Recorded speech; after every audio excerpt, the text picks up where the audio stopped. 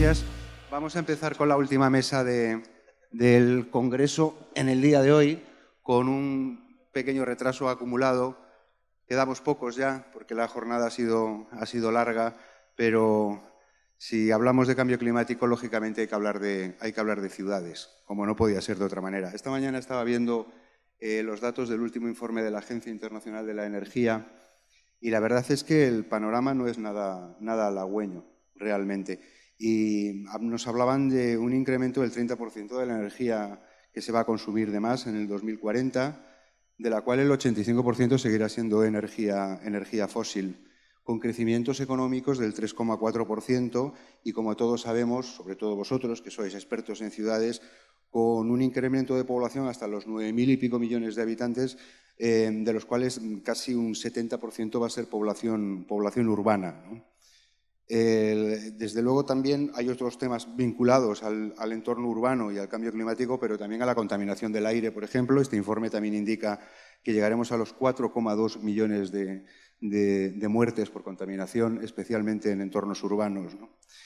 Y quizás el dato más importante para esta mesa que abrimos ahora, y es el hecho de que para el 2050 las ciudades se van a duplicar en tamaño y en población. Es decir, en estos 30 próximos años vamos a hacer el doble de ciudad. Es hacer otro París, hacer otro Londres, hacer otro Shanghái, y así constantemente. Leía un dato extrapolándolo en el tiempo y es algo así como hacer un Shanghái cada 4 meses, de aquí al 2050, ¿no? Entonces, el reto urbano es obvio y la relación que hay entre la composición y la forma y la función de las ciudades respecto al cambio climático es absolutamente directa. Las ciudades no han crecido bien en los últimos 20, 30 años. ¿Qué os voy a decir del caso español? Y ahora se está produciendo una reflexión general a nivel global sobre la nueva agenda urbana, que es así como se llama el documento que se aprobó el año pasado en la cumbre Habitat 3.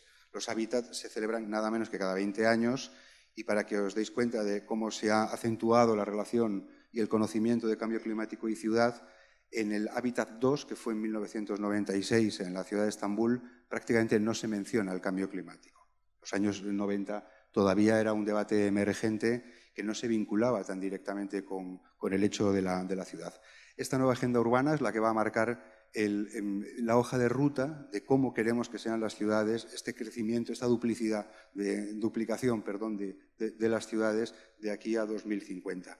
Pero también, por primera vez, respecto a los Objetivos de Desarrollo del Milenio 2015, en los ODS a 2030 tenemos un objetivo exclusivamente relacionado y vinculado a las ciudades, que es el objetivo número 11.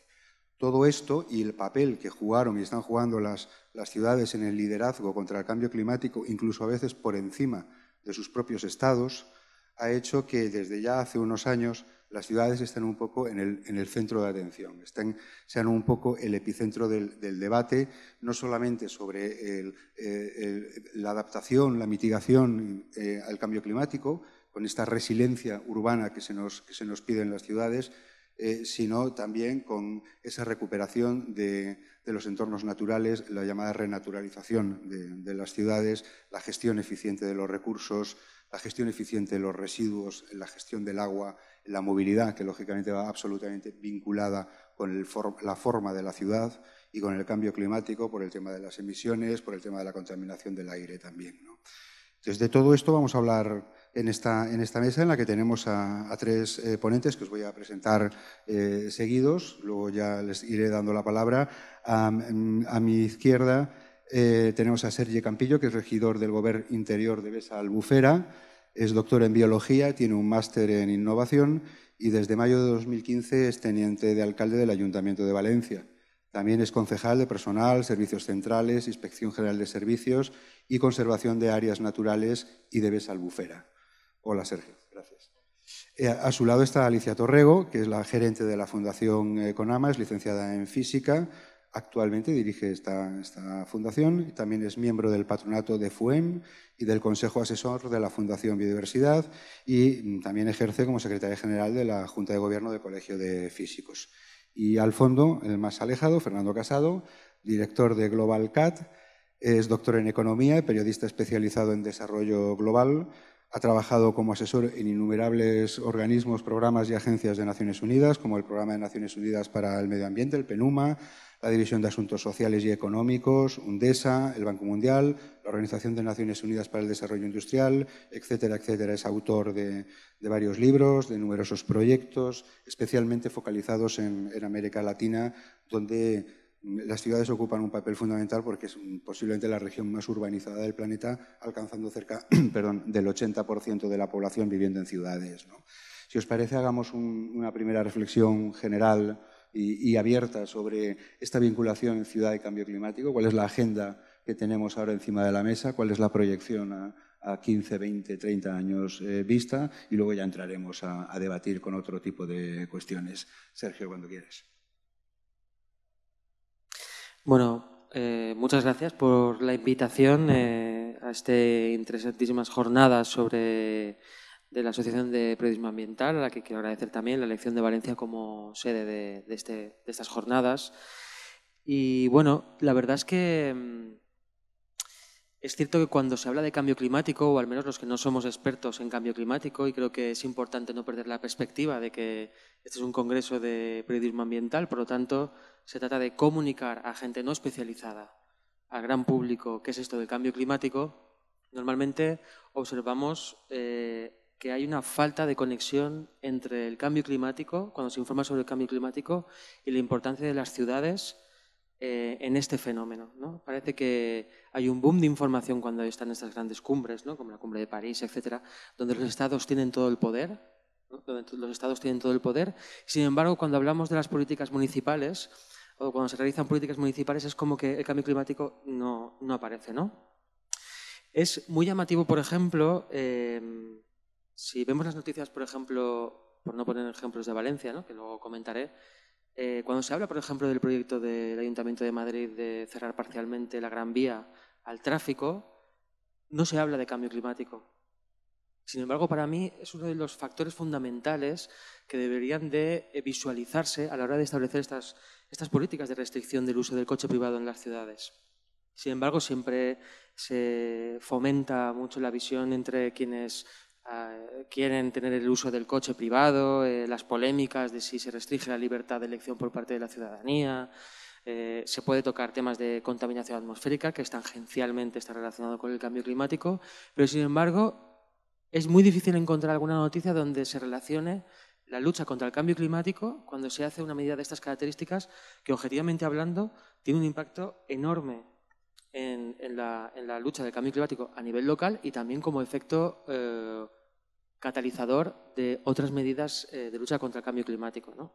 Y yo creo que eso es una reflexión que todos deberíamos hacer, especialmente también los que tienen la responsabilidad de comunicar el fenómeno del cambio climático a la ciudadanía, ¿no? Como son los periodistas.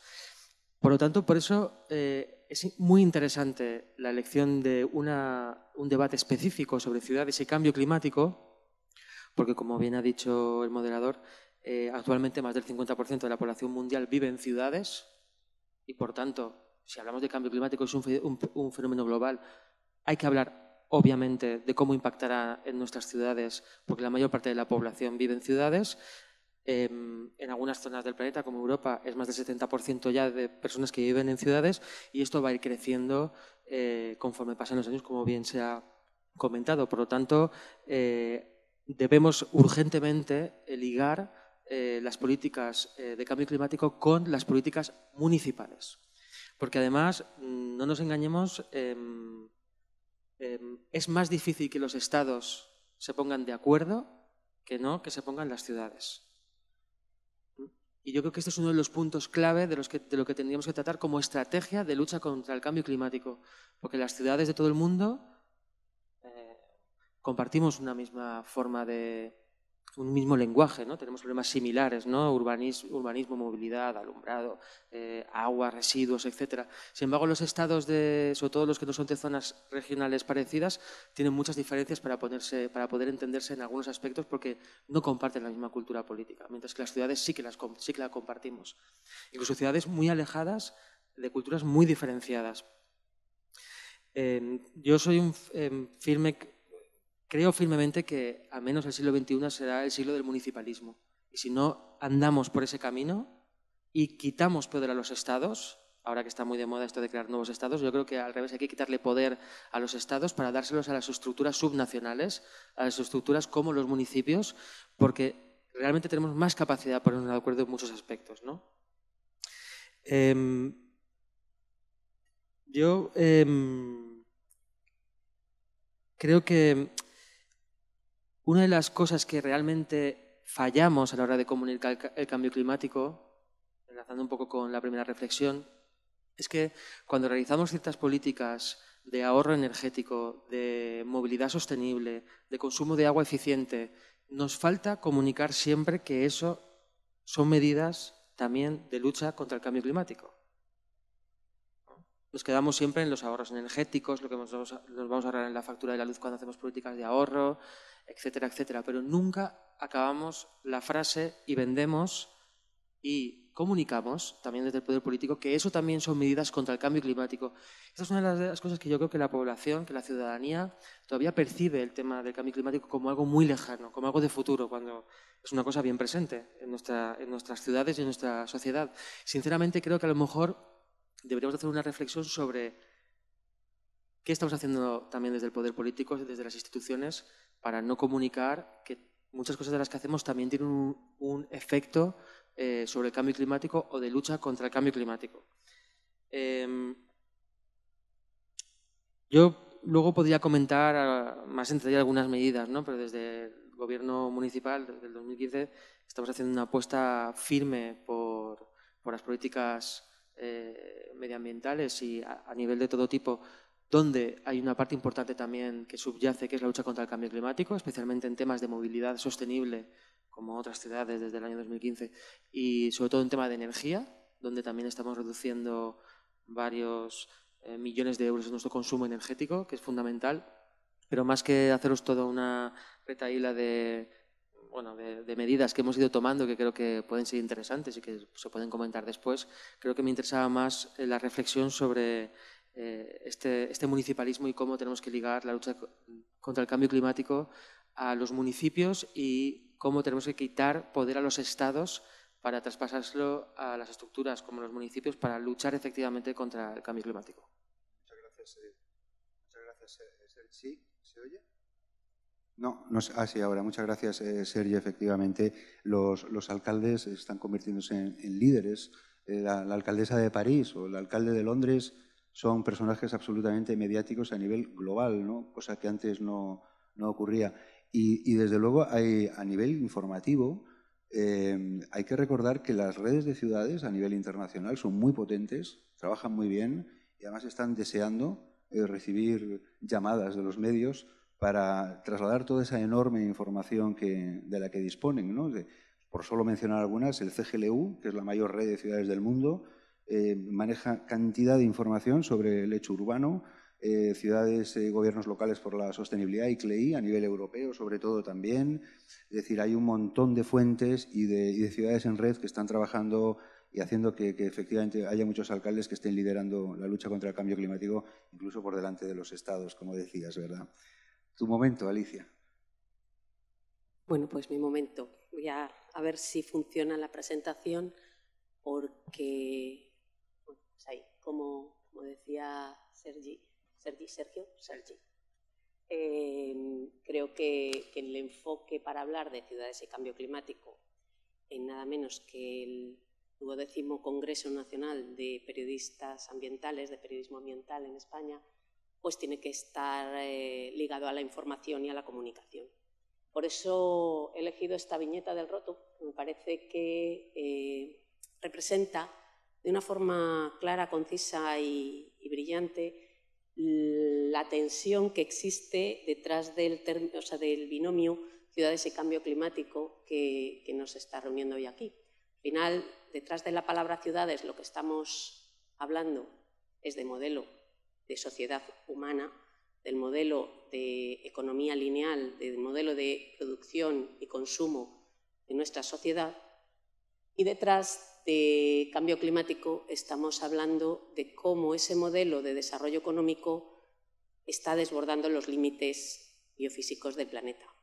Estamos por encima de nuestras posibilidades de una forma ya absolutamente probada, real, diagnosticada y compartida por muchos foros que de alguna manera, cuando miran al futuro, a 2030, 2050, están partiendo, a ver si consigo, están partiendo ya de este diagnóstico compartido, de esta amenaza de ver cómo nuestro sistema de desarrollo no tiene futuro. Eso ya entramos en una dinámica de la que también podemos hablar y es en cómo comunicar este problema, esta tensión, sin llevar inmediatamente al pesimismo y a la desafección del que escucha la noticia. Pero eso lo dejo para un poquito más adelante. De momento lo que recalcaría es que no tiene futuro quiere decir que tenemos que cambiar el paradigma, no que tenemos que regodearnos en que no tiene salida la situación de desequilibrio en la que nos encontramos. Eso es un poco lo que me lleva a pensar el binomio ciudades-cambio climático, ¿no? Ahí veis alguna de las aseveraciones del Simposio de Premios Nobel por la Sostenibilidad que se reunió en Estocolmo en 2011 y que termina pues, con esa reflexión final de que no podemos seguir por el camino actual, que el tiempo para las dilaciones ha terminado, muy en línea con la urgencia de la noticia de hablar del cambio climático. Yo diría que esto es como el momento histórico en el que se comprueba que la Tierra es redonda.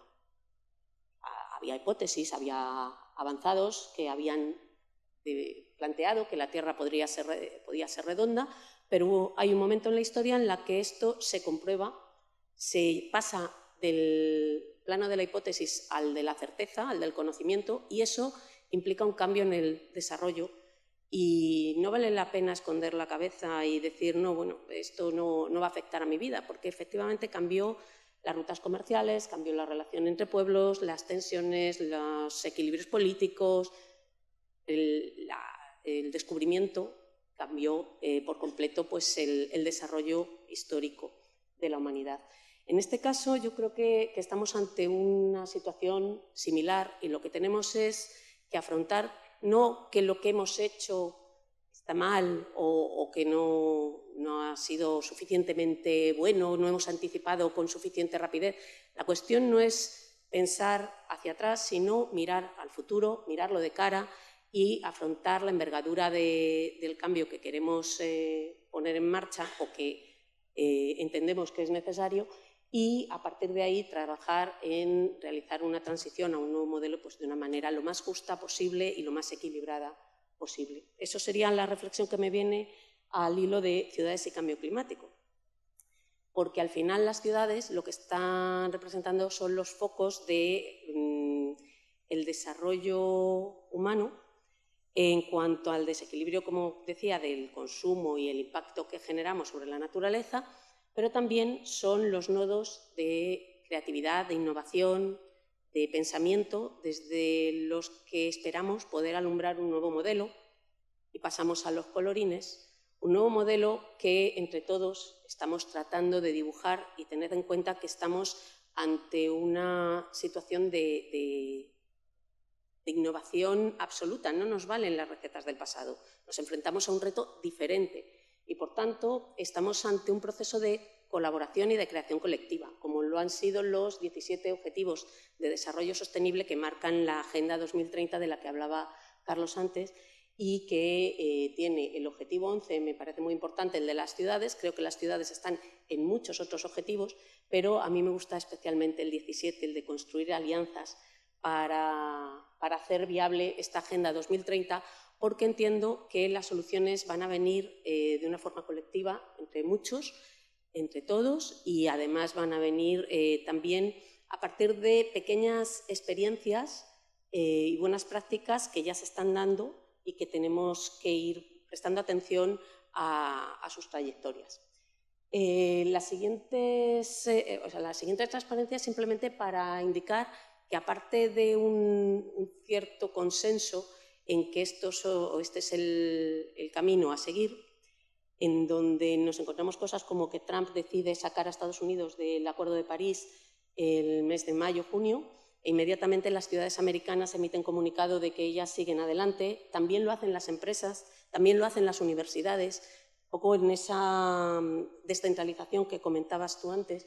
A mí me parece importante otra señal que está ahí y que no debemos desatender, que es la señal de los inversores, la señal de los organismos multilaterales que están tratando de orientar sus inversiones a modelos que sean más sostenibles y saludables, y también la financiación que está tratando de ponerse en marcha a través de los distintos acuerdos de esa agenda internacional que citaba Carlos. Me parece que es una palanca realmente importante para que el cambio se produzca. También la política de la Unión Europea, que aunque no sea suficiente, esto es como el Acuerdo de París, desde el punto de vista ambiental sabemos que no es suficiente, pero sabemos que es necesario este primer escalón y que es suficientemente demandante como para no cargar las tintas contra lo que necesita además, sino tratar de poner en marcha los instrumentos adecuados para ir tendiendo hacia sus objetivos. Pues lo mismo pasa con la política europea, que internamente podremos discutirla, pero sabemos que tiene plantea un cambio de paradigma importante en muchas de sus estrategias. Esta que he seleccionado es la estrategia de un uso racional de los recursos y del que se deriva el paquete de economía circular, que también me parece muy importante. ¿Por qué? Porque, resumiendo, al final tratamos de alumbrar un nuevo modelo que tiene que generar nuevos negocios, nuevas formas de hacer negocio, nuevas formas de organización, nuevas formas de ciudad también. Y en esas formas de ciudad me parece muy importante que en el planeamiento urbano se incorpore la centralidad de las cuestiones ambientales desde el primer momento, es decir, se lleve a los instrumentos de planeamiento urbano el cambio climático, la necesidad de cerrar ciclos y de optimizar el uso de materiales y de minimizar el impacto, la contaminación, los residuos, y también la renaturalización o la integración de las ciudades con la naturaleza. Os decía que esto tenemos que alumbrar nuevos modelos, el conocimiento teórico está muy bien, pero hay experiencias piloto de las que podemos extraer ya un importante aprendizaje, creo que por ahí irá luego la charla, y que pueden ser una buena referencia para trabajar en su replicabilidad y en intentar hacer cuanto más amplios los modelos que llevan un cierto equilibrio consigo, los modelos de ciudad que de alguna manera van consiguiendo una mayor conexión con la naturaleza, y ahí aprovecho mi minuto de publicidad, que nosotros desde CONAMA estamos organizando dentro de 2 semanas aquí en Valencia el próximo CONAMA local, precisamente para trabajar estas cuestiones del papel de las ciudades en el cambio de paradigma, en el cambio de modelo, con un lema que me parece muy importante, porque no estamos hablando solamente de cambio climático, estamos hablando de reconectar con los ciclos de la naturaleza, de hacer, en definitiva, de copiar a la naturaleza cuando hablamos de hacer ciudades más sostenibles. Bueno, estáis todos invitados, por supuesto, y yo creo que luego hablaremos ya más de ejemplos y más en detalle. Sí, sí. Muy bien. Muchas gracias, Alicia. Interesantísimo y muy recomendable el CONAMA local, que es el que alterna con el CONAMA nacional y que se centra específicamente en el tema de los entornos urbanos, ¿no?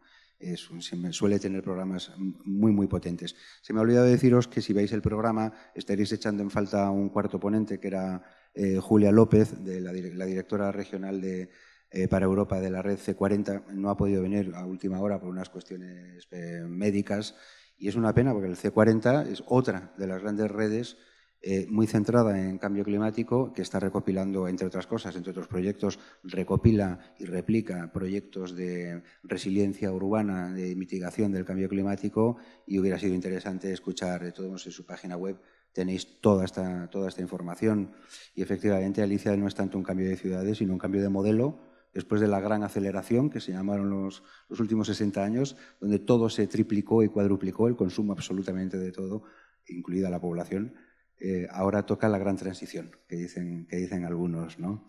Y sobre esta gran transición seguro que Fernando nos va a contar cosas interesantes. Muchas gracias. Pues yo quisiera aprovechar este espacio para hacer una pequeña reflexión sobre un viaje inspirado en una batalla que seguramente como periodistas ambientalistas todos conoceréis, que inspiró Maurice Strong ya en la primera cumbre de la Tierra en el 92, cuando dijo que la batalla por la sostenibilidad se ganará o perderá en las ciudades. Y a raíz de esa frase, que yo creo que es muy inspiradora por todo lo que ha pasado desde el 92 hasta ahora, pues decidimos hacer un viaje muy largo con mi pareja, que duró 2 años durante prácticamente todo el mundo, titulado Hacia la ciudad humana, para bajar un poco a la calle, bajar a las ciudades y ver ese frente de batalla, qué se estaba haciendo, identificar diferentes iniciativas que estuvieran transformando las ciudades desde abajo, desde la ciudadanía, ¿no? Entonces, para ahorrar tiempo, como tengo poco, voy a poner un vídeo pequeño que describe un poco el viaje y luego os compartiré una serie de reflexiones a raíz de estos 2 años de viaje. ¿Sí está listo el vídeo?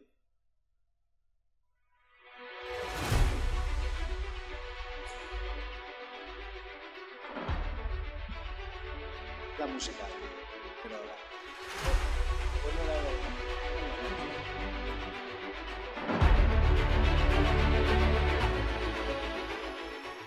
Towards the Human City is the project of a couple traveling the world documenting inspiring stories that make cities more livable.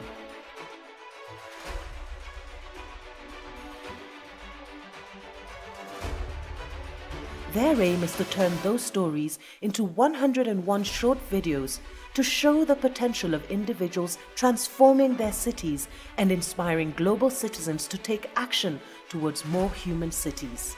The initiative Towards a Human City is structured across 10 strategic dimensions that will be used to document and quantify progress achieved by the most innovative cities.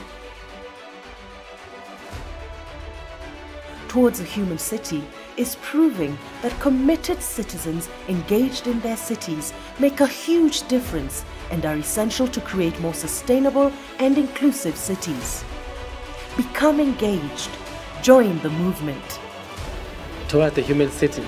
Towards the Human City. Towards the Human City. Towards the Human City. Hacia la ciudad humana. Human City. Hacia la ciudad humana. Hacia la ciudad humana. Towards Human City.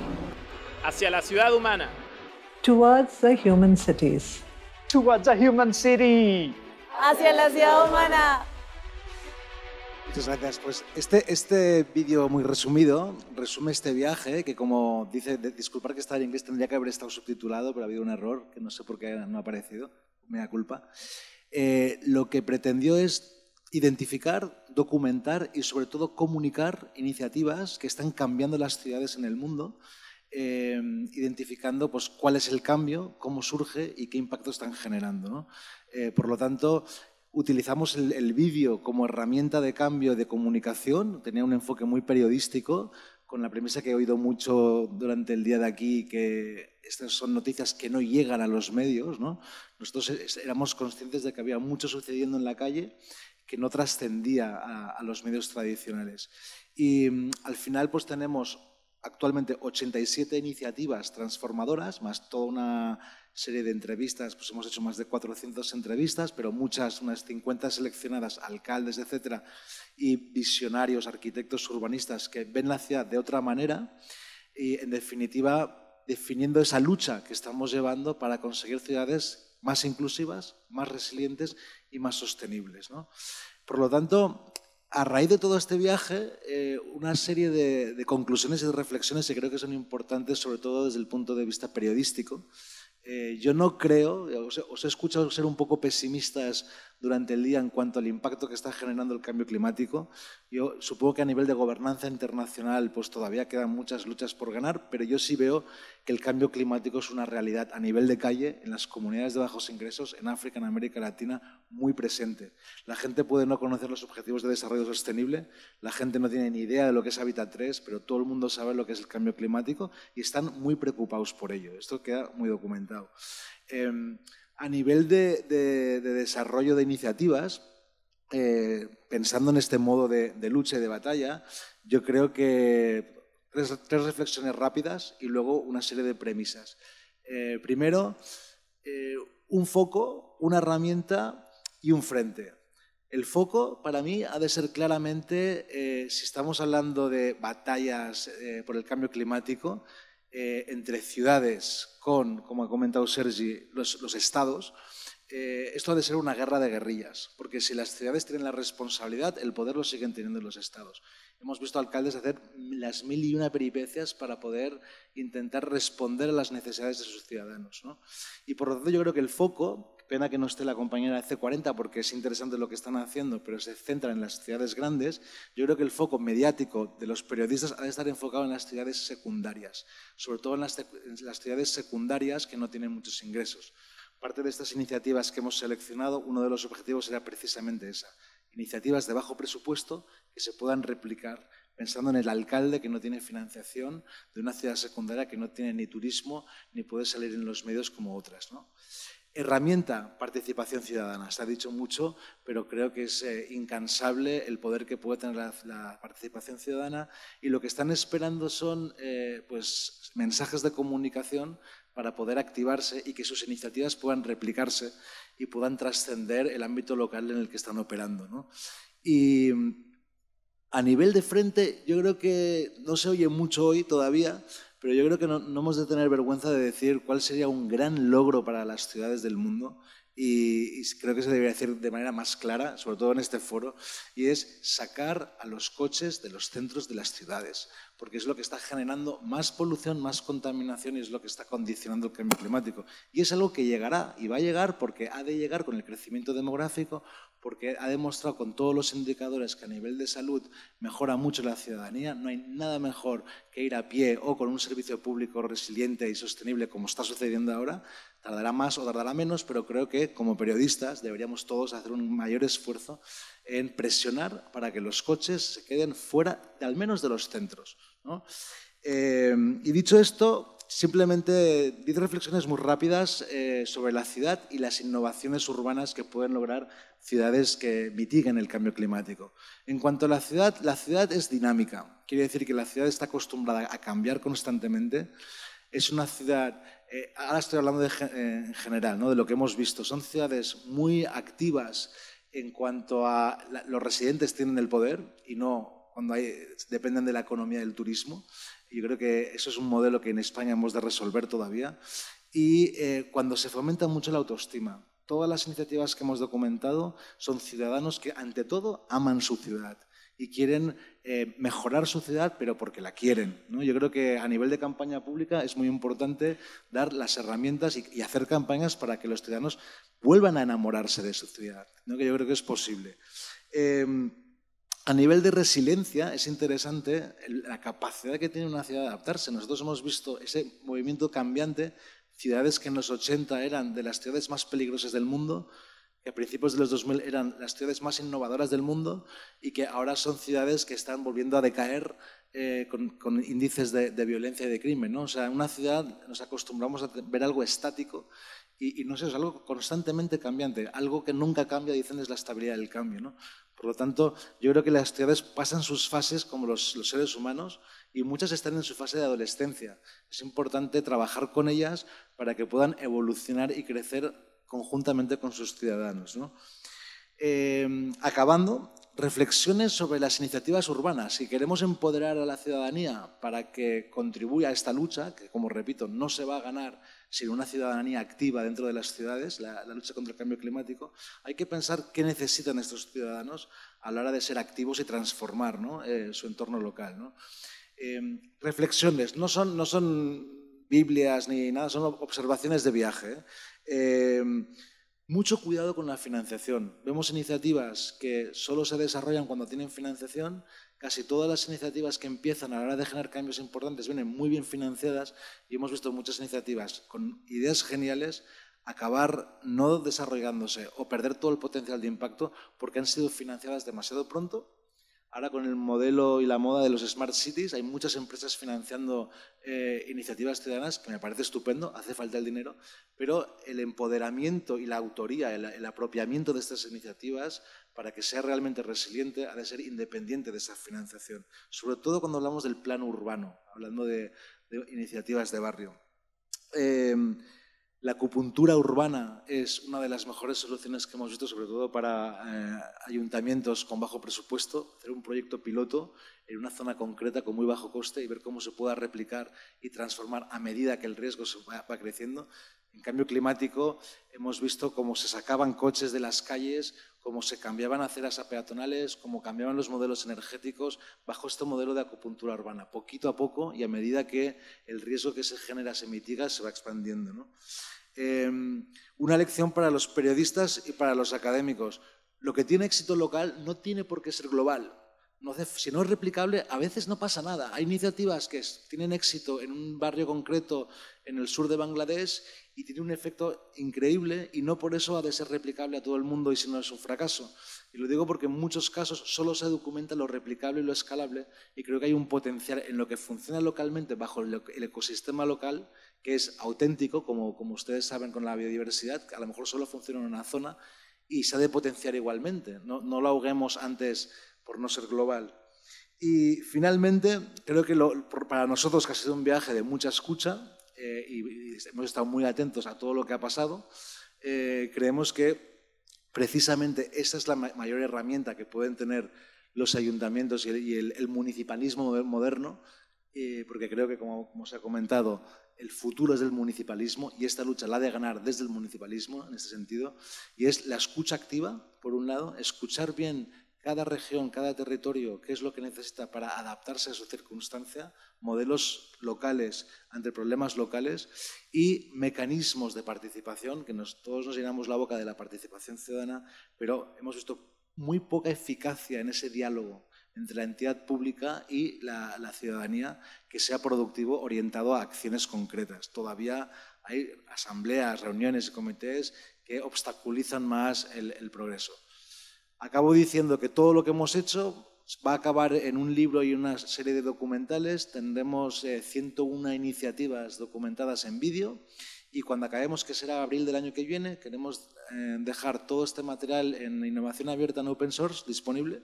Son casi unos 15 terabytes de imágenes filmadas y entrevistas para aquellos periodistas, por ejemplo, que les interese utilizarlo, pues lo utilicen, lo repliquen y puedan transformar con ellos. Así que si están un poco pacientes a que acabemos el proyecto, todo el material será vuestro. Muchas gracias. Muy bien, muchísimas gracias, Fernando. La verdad es que el proyecto es fantástico. Yo, por lo que he podido seguirle y conocerlo, es realmente interesante. Además, has introducido un montón de temáticas, ¿no?, que vamos a ir por ahí ahora. Luego hablaremos de buenas prácticas, ejemplos. Pero en cuanto al tema de los crecimientos urbanos, la ciudad ineficiente, la ciudad que combate con el cambio climático, efectivamente es la ciudad intermedia en la que hay que trabajar, porque las megaciudades no es que estén perdidas, pero es que ya no van a crecer más.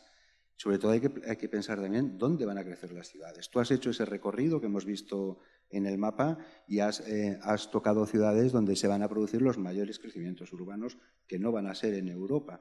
Podemos tener en Europa las ciudades más eficientes del mundo, pero en el 2050 la población urbana europea significará el 10% de la población urbana mundial. Entonces, de nada servirá tener una isla de coeficiencia en nuestro viejo continente si luego los grandes crecimientos urbanos se están produciendo en ciudades como África, donde el presupuesto por ciudadano es de $6 comparado con los $2.000 que hay en una ciudad europea, ¿no? Es decir, ese viaje, ese recorrido, esa multidiversidad, esa complejidad de la ciudad queda muy bien plasmada en tu proyecto. Y por ahí quería haceros una primera reflexión, bueno, primera y casi última, porque ya casi estamos sin tiempo, habéis tocado muchos aspectos, ¿no? Habéis hablado de la resiliencia, lógicamente, no, me cuesta decirlo, pero es verdad, es el concepto de moda, ¿no? Cuando se habla de que las modas van y vienen, has hablado de Smart Cities, de tecnología, también ha sido un pequeño tsunami en cuanto a la reflexión urbana, ¿no?, de calidad de vida, con el interesantísimo informe de 2050 de la Unión Europea, que es súper recomendable, ¿no?, porque centra la calidad de vida como clave con aspectos como la contaminación del aire, por ejemplo, ¿no?, pero también la escala humana, recuperar la escala humana de las ciudades para esa acupuntura de Lerner y compañía, que ya tiene años, pero que es verdad que se está recuperando, ¿no? Entonces, la pregunta, que es absolutamente abierta, es ¿cuáles son las claves? Que después de este diagnóstico general, vamos a ir un poco más a lo concreto, pues contigo más que con nadie, porque representas a una ciudad. ¿Qué están haciendo las ciudades o qué pueden hacer, qué deberían hacer para realmente ser líderes en la lucha contra el cambio climático, para que esto signifique también una mejora de la calidad de vida de las personas que viven en las ciudades y de los entornos urbanos, del espacio público, etcétera, etcétera. Bueno, se pueden hacer muchísimas cosas, ¿no? Cuando nosotros llegamos al gobierno de Valencia, habían muchas políticas equivocadas que justamente iban en la dirección contraria, sobre todo políticas de movilidad sostenible o de energía, pero me interesa, creo que es verdad que Europa es una isla dentro del mundo seguramente, o una de las pequeñas islas, ¿no? Y otros territorios que también llevan políticas avanzadas de lucha contra el cambio climático y avanzando hacia la eficiencia, pero dentro de Europa no toda Europa es la misma. No es lo mismo la Europa del norte, los países nórdicos y de centroeuropeos, que la Europa mediterránea y en concreto en esta parte del Mediterráneo, que es el Mediterráneo occidental, que es donde nos toca vivir, donde seguramente tenemos ejemplos de muy poca eficiencia en algunos aspectos en cuanto a desarrollo urbano. Nosotros pensamos que son fundamentales el cambio de las políticas de movilidad, como se ha comentado. Eso está generando muchísimas resistencias y muchísimas polémicas, porque es verdad que tenemos una ciudadanía muy acostumbrada al uso del coche y a la libertad absoluta de movimiento en el coche en nuestras ciudades, al menos en nuestra ciudad, y cualquier cambio que suponga una restricción al uso del coche privado siempre se ve como un ataque y como una merma de libertad, y eso hay que cambiarlo completamente. Y luego yo creo que es una parte fundamental es el tema energético. Yo creo que las ciudades podemos ser líderes en cuanto a cambiar el modelo energético de consumo de la energía en nuestras ciudades.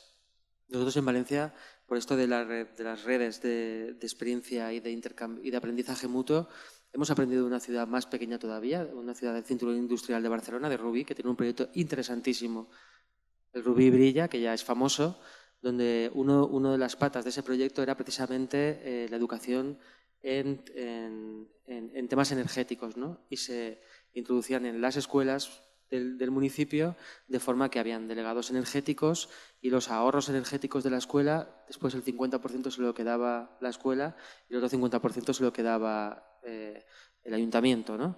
Pero más allá del ahorro concreto de energía y de dinero que recibe la escuela, que siempre es muy interesante ese efecto directo, hay un efecto indirecto importantísimo, y es que esos chavales, esos niños y niñas, cuando vayan a su casa, sabrán cómo consumir eficientemente y desde luego harán de embajadores energéticos hacia su red social, sus familiares, sus casas, sus amigos, etc. Yo creo que ahí, este es un ejemplo que, más allá de la educación ambiental o de ese ejemplo en concreto, es un ejemplo de cooperación intermunicipal, de cómo unas ciudades podemos aprender, no todos los proyectos son compartibles, desde luego, pero muchos sí lo son, y por tanto creo que para mí la reflexión más interesante es estas redes de ciudades, como el C40 y otras redes que tú has comentado, cómo podemos intercambiar experiencias, porque desde luego no todas las ciudades llevamos la delantera en todos los temas, pero podemos aprender unas de otras. Además vosotros, especialmente Valencia, habéis cambiado un poco el plan estratégico y habéis introducido, porque además estáis liderándolo, el tema de la alimentación y ciudad, ¿no? Que eso es un tema que seguro que querías comentar también.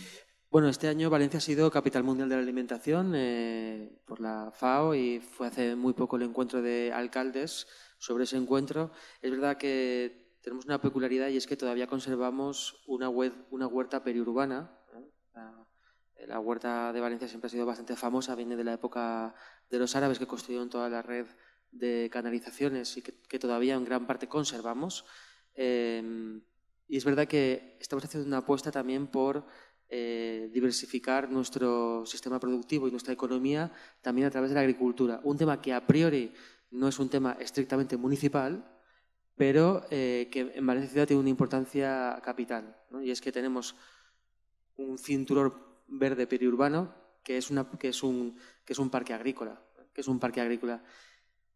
Aun con todos los problemas que hay de abandono de las tierras y de que se ha destruido mucha huerta en los últimos 20 años, ha habido mucha recalificación, todavía seguimos conservando y es una de nuestras líneas estratégicas también como una forma de mitigación de los efectos del cambio climático, de consumo de productos de kilómetro cero y también como una forma de diversificar la economía local. Muy interesante. Lleida y otras ciudades también están trabajando en la recuperación de esas periferias agrícolas, ¿no?, que se estaban perdiendo, ¿no? Alicia decía antes, Sergi, que lo de la Gran Vía siempre ha sido, ya fue un lío el año pasado, este año ya nos vamos a ir preparando, pero es cierto que muchas veces los ayuntamientos hacen cosas, lo que pasa es que a veces no se acaba de conocer muy bien, porque ahí está el Plan A de calidad del aire del Ayuntamiento de Madrid, que por cierto es Plan A de calidad del aire y cambio climático, ¿no? ¿Por dónde tienen que ir los municipios para liderar esta lucha contra el cambio climático? Pues mira, es Plan A y además me encanta la comunicación que tiene planteada y desplegada por toda la ciudad con lemas como bueno, pues no hay Plan B o ¿cómo es? ¿Cambiamos antes de que llegue el cambio climático o nos cambia el cambio climático a nosotros? Bueno, pues evidentemente se están haciendo muchas cosas, algunas llevan mucho tiempo. Yo creo que hay 3 ejes muy importantes en los que destacar o que subrayar. Me quedo con el que comentabas de sacar a los coches del centro de las ciudades, fundamental para la lucha contra el cambio climático y para la recuperación de la vida y la salud en las ciudades. Es también una lucha de recuperación del espacio público y de recuperación de la ciudad para la ciudadanía. Me parece que algunas de las iniciativas, por ejemplo, de las supermanzanas, me salía superillas, las superillas de Salvador Rueda, de la Agencia de Ecología, sí, las supermanzanas de la Agencia de Ecología Urbana de Barcelona, un modelo que tiene ya pues 25 años. Y el otro día oí a Salvador Rueda en una conferencia decir que cuando él planteaba esta reorganización de la ciudad, que conlleva unos ahorros energéticos muy importantes, con una distribución del tráfico de una forma diferente y con una recuperación de espacio público muy potente, cuando lo planteaba al principio, los responsables de tráfico se echaban las manos a la cabeza porque decían esto no puede funcionar hace 25 años, pero que ahora hay modelos que le permiten estructurar y jugar con las decisiones del planeamiento y eso hace que la decisión de intervenir y de reorganizar así la ciudad sea más sencilla porque tenemos más certeza en las consecuencias que va a tener. Y la realidad es que se ha visto que es no solamente aplicable, sino que tiene muchas condiciones, muchos resultados adicionales que son muy favorables para la ciudadanía, para la convivencia, para otros usos en la ciudad y la verdad es que bueno, es interesante en sí mismo como modelo. Me fijaría también en ciudades pequeñas que han hecho un esfuerzo muy importante por peatonalización de los centros de las ciudades de Pontevedra y de toda la red de ciudades que caminan por el esfuerzo que han hecho. Y, como no, del plan de movilidad de Vitoria, que tiene unos ratios de expulsión del coche bastante importantes y que sigue además avanzando. El otro eje que creo que es fundamental es en Europa, y ahí solo había una ciudad europea en tu mapa, que era Barcelona. Falta Europa. Digo, bueno, pues quizá por eso la ciudadanía está más concienciada con el cambio climático, porque vive más cerca del territorio y nosotros nos hemos acostumbrado a escondernos, ¿no? Pero yo creo que uno de los ejes importantes a trabajar en Europa es precisamente intervenir sobre todo el parque existente. Si en las ciudades en otras partes del planeta tienen que crecer porque necesitan construirse de otra forma, en Europa tenemos que intervenir sobre lo ya construido y yo creo que es una pérdida de oportunidad para España no estar rehabilitando viviendas al ritmo del 2% que nos pide la Estrategia Europea de Uso Eficiente de los Recursos. Eso supondría unos 150.000 viviendas al año y apenas llegamos a un tercio.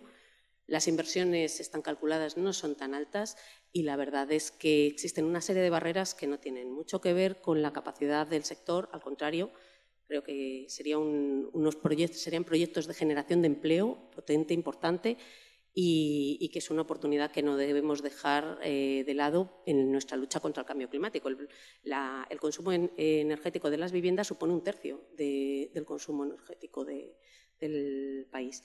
Y en ese sentido, pues destacaría una iniciativa muy bonita, pequeñita también, de una ciudad catalana, de Santa Coloma, de recuperación, de rehabilitación de un barrio vulnerable, sobre todo por la creatividad que han tenido en la financiación de los proyectos, la implicación de los vecinos y el resultado que está teniendo de hacer que los vecinos quieran a ese barrio de nuevo. Es la calle Pirineos, os invito a que lo googleéis, lo investiguéis, y la verdad es que es un proyecto muy interesante. Fundamentalmente el éxito del proyecto consiste en que la financiación de esa rehabilitación del barrio la ha asumido el municipio, la ha asumido el gobierno de la ciudad, con cargo a las viviendas, pero aquellos vecinos que no están en condiciones económicas de recuperar, o sea, de devolver el préstamo, lo que hacen es gravar la vivienda para su futuro venta o traspaso. Y de esta manera se salva el tema de la deuda, de que esas inversiones sean factibles, y se pone en marcha la recuperación de un barrio que estaba absolutamente degradado y estaba expulsando por completo a los ciudadanos. Y también se busca una equidad social. Y la tercera cuestión sería la adaptación al cambio climático. Yo creo que en la lucha contra el cambio climático, mejor o peor, sabemos lo que hay que hacer. Otra cosa es que lo hagamos, pero es que en España la gran cuestión también es adaptar nuestras ciudades al cambio del clima. Y también ahí engancharía la renaturalización de las ciudades que decías antes, con proyectos, algunos muy bonitos.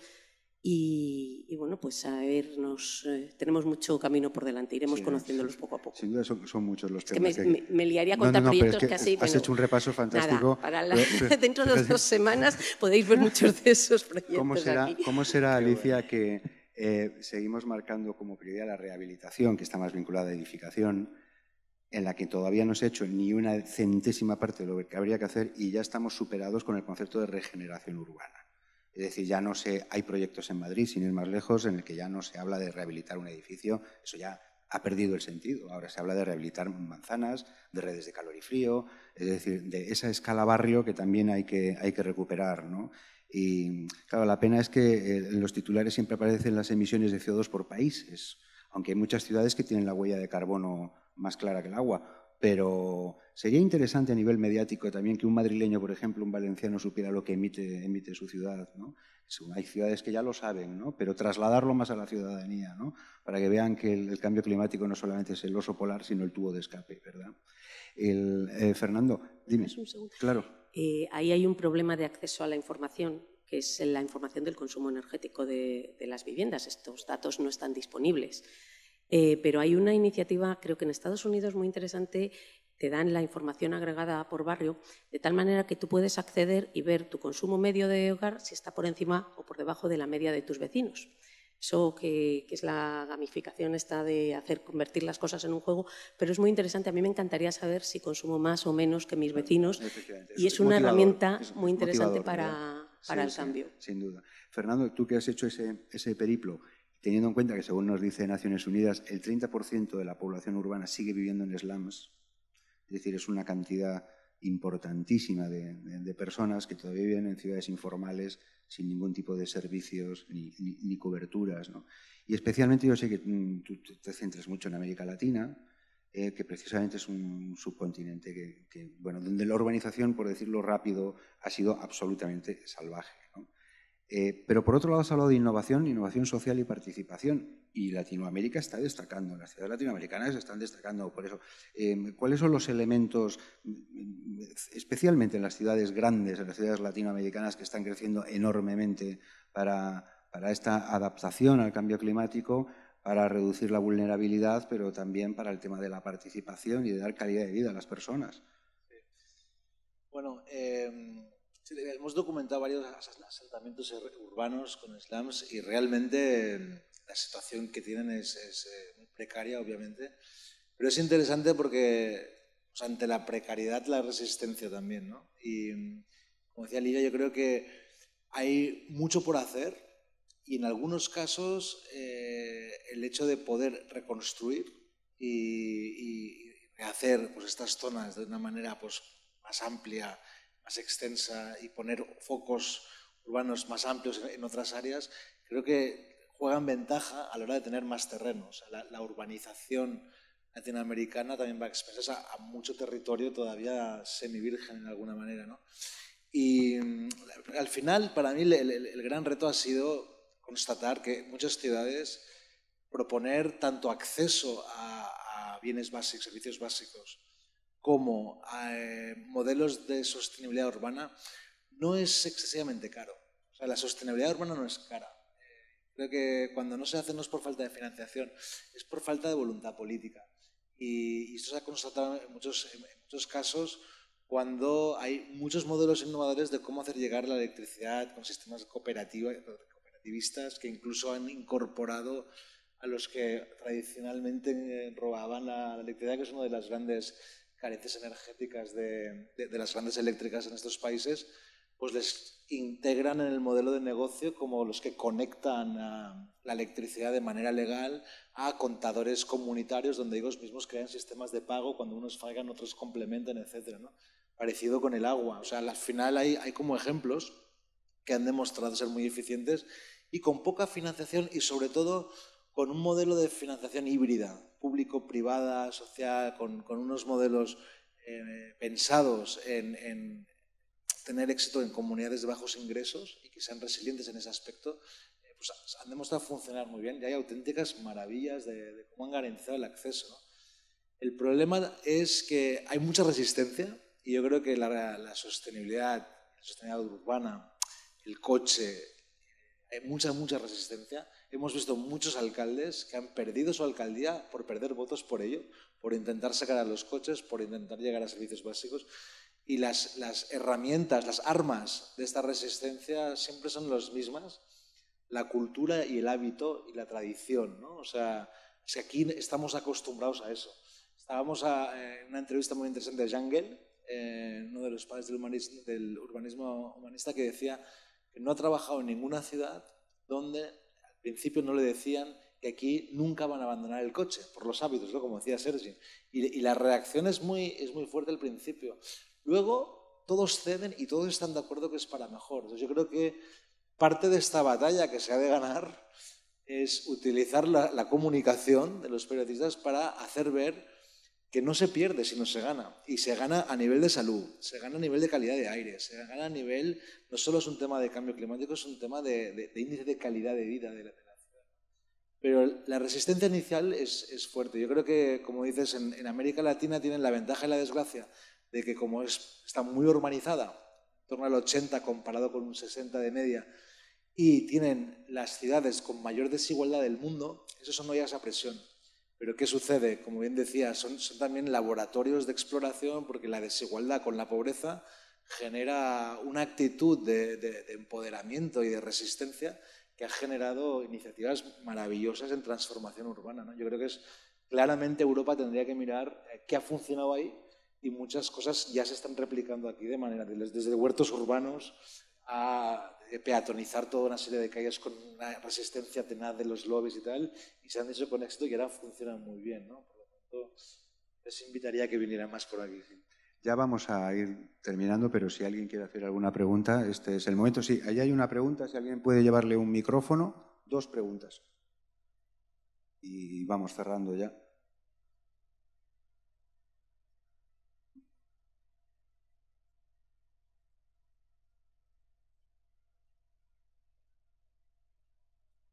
¿Le podéis abrir el micrófono a la persona del público?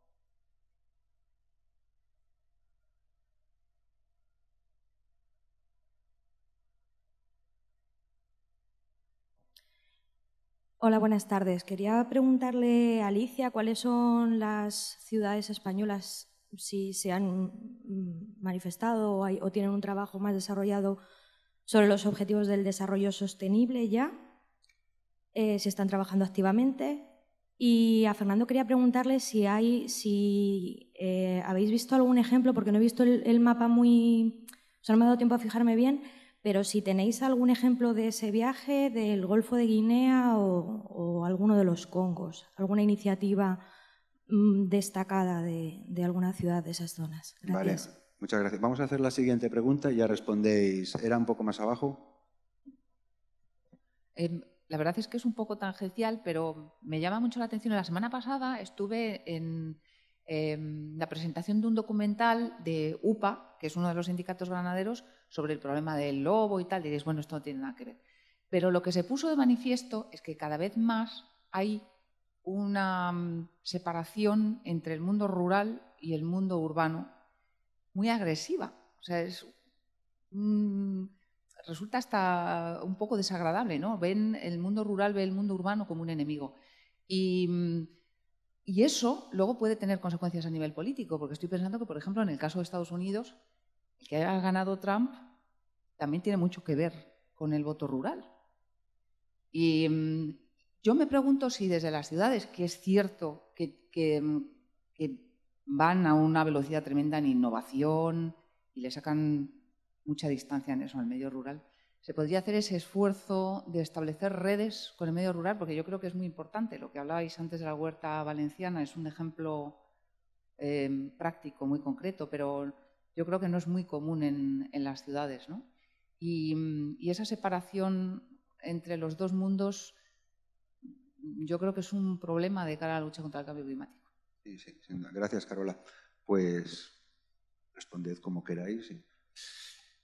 Pues bueno, en relación a la primera pregunta, pues sí, hicimos varios países de África y de hecho pues estuvimos en los 2 Congos documentando algunas de las iniciativas, no solo urbanas, sino también por la naturaleza del país y su dependencia con recursos naturales, cómo afectaba la deforestación a raíz no solo del cambio climático, sino también de la explotación de las papeleras y otras industrias, cómo afectaba la deforestación al hábitat del ecosistema humano, ¿no?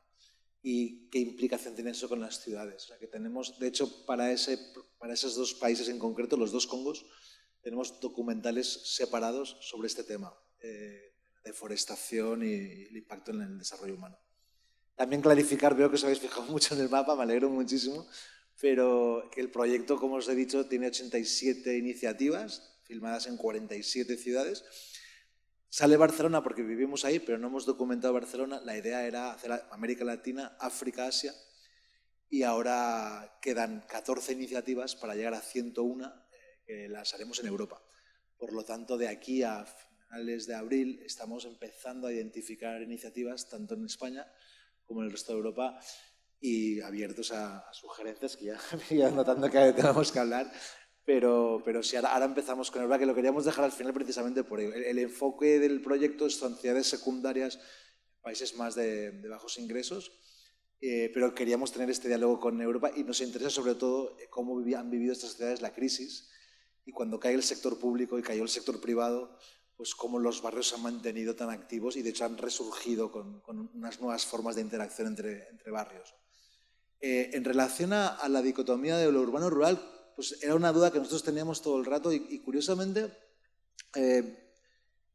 constatamos que en principio la buena planificación urbana propone todo lo contrario, ¿no? O sea, una simbiosis entre lo urbano y lo rural, y la mayoría de urbanistas, de alcaldes, de arquitectos con los que hablábamos y líderes activistas sociales urbanos apostaban por todo lo contrario, que es un poco lo que entiendo que sugieres, ¿no? Que para que una ciudad sea sostenible no puede serlo sin ese vínculo con la ruralidad, ¿no? Entonces se crea como un ecosistema entre lo urbano y lo rural que no compiten entre sí, sino que se complementan. Yo creo que la clave de los territorios sostenibles es precisamente eso, ¿no? Esa simbiosis entre lo urbano y lo rural, porque dependen unos de otros, tanto por empleo como por recursos, como por plantación y por movilidad, ¿no? Entonces yo creo que concebir a la ciudad como un ente aislado de esa ruralidad vinculante, pues es un error de urbanismo que tiene consecuencias muy graves. Esto también, por lo que hemos visto, mucha gente que lo tiene en cuenta y los modelos que están proponiendo pues es contemplando esa dicotomía, esa simbiosis. Con respecto al tema de los ODS, yo creo que estamos todavía en una fase embrionaria, no solo a nivel de las ciudades, sino también de los propios estados, la idea de cómo se lleva esa agenda a la práctica.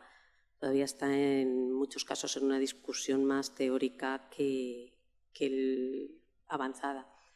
En principio, muchas de las ciudades que podemos citar con algún modelo de sostenibilidad tienen referencias a la Agenda de 2030, a los ODS, en sus preámbulos, en sus planteamientos. pero programas concretos como tal no conocemos por lo menos hasta el momento, aunque se hacen referencias. Yo creo que uno de los retos que tenemos es trabajar precisamente cómo se incorporan todos esos compromisos globales de una manera concreta, tangible, en las políticas locales.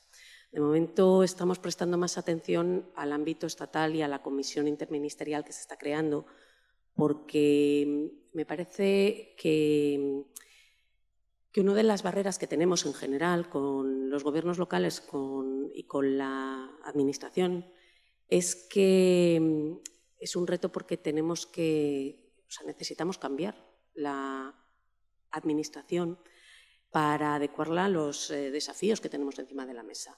Estamos viendo administraciones muy compartimentadas, muy sectorializadas, que tienen que trabajar con problemas absolutamente transversales, lo cual genera problemas.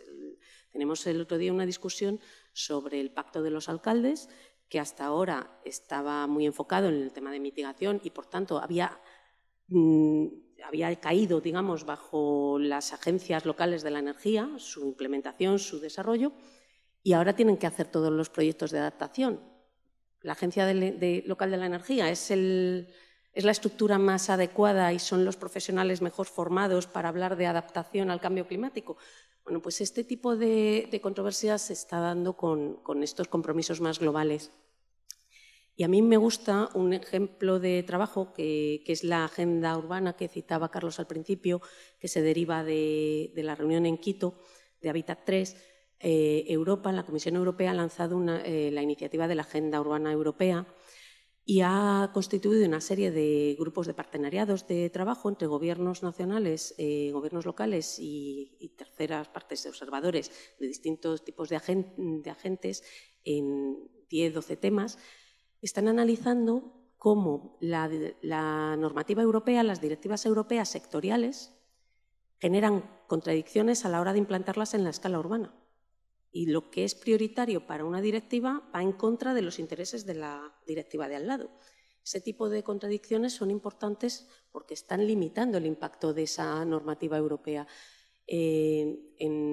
nivel del Gobierno español se ha lanzado una iniciativa paralela que van a presentar en el CONAMA local, superembrionaria porque todavía no está desarrollada del todo, que es hacer un estudio similar con el nombre de Agenda Urbana Española. Me parece muy importante estos intentos de cruzar las administraciones sectoriales o la compartimentación sectorial con todos estos objetivos transversales, porque es fundamental para llevarlos de verdad a la agenda de las iniciativas. Sí. Es cierto, la agenda, la declaración de Holanda o de Ámsterdam, no recuerdo, es la Agenda Urbana Europea. Está mucho más centrada que la NAU, que la nueva agenda urbana, que son 175 puntos y que al fin y al cabo quien la conozca reconocerá que es un poquito una carta a los Reyes Magos. Pone en valor el tema de la planificación urbana por encima de todo, muy desde la vivienda, también se ha dicho, introduce el cambio climático, la resiliencia y demás, pero la europea es muy interesante y la agenda urbana española está parada. Está parada. Se hizo un borrador en 2014 y ahí se ha quedado a dormir el sueño de los justos. Respecto a los ODS, es interesante seguir a la Red de Soluciones Sostenibles Globales, la SDSN, que una de las últimas cosas que ha lanzado es lo de los SDG Labs, que han sido seleccionadas 11 ciudades en el mundo y una de ellas ha sido Madrid. Se celebró en Madrid uno de estos 11 laboratorios sobre la renaturalización de las ciudades, que tocó temas también sobre relación urbano-rural, ¿no? Toda la información la tenéis en la página de Altequio, que es la organización que dinamizó el taller. Y voy a darle la palabra a Sergi como anfitrión que es, al fin y al cabo, que haga una reflexión final y yo creo que ya nos vamos a cenar, ¿verdad? Bueno, yo quería comentar respecto a la segunda pregunta sobre la dicotomía entre lo urbano y lo rural y cómo se distancia. Es evidente que del mundo rural se tiene una visión negativa de la concepción que tiene el urbano sobre lo rural.